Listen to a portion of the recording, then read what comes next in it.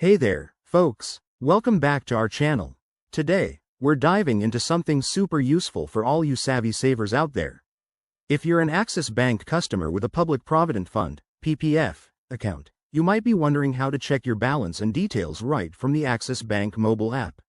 This guide is tailored for 2025, so let's make sure you're up to date with the latest features.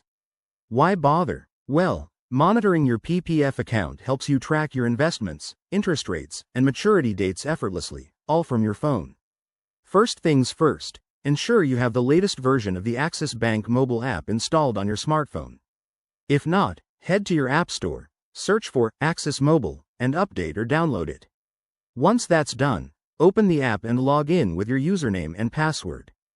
Don't forget to enable two-factor authentication for extra security. It's a game changer in 2025.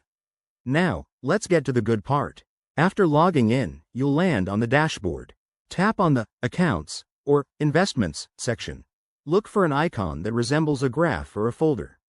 This is where Axis Bank has streamlined access to various financial products. Scroll down or use the search bar to find PPF account. Yes, it's that straightforward.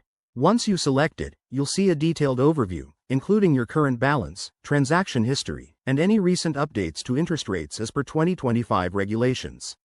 If you run into any issues, like the PPF not showing up, double-check that your account is linked in the app settings.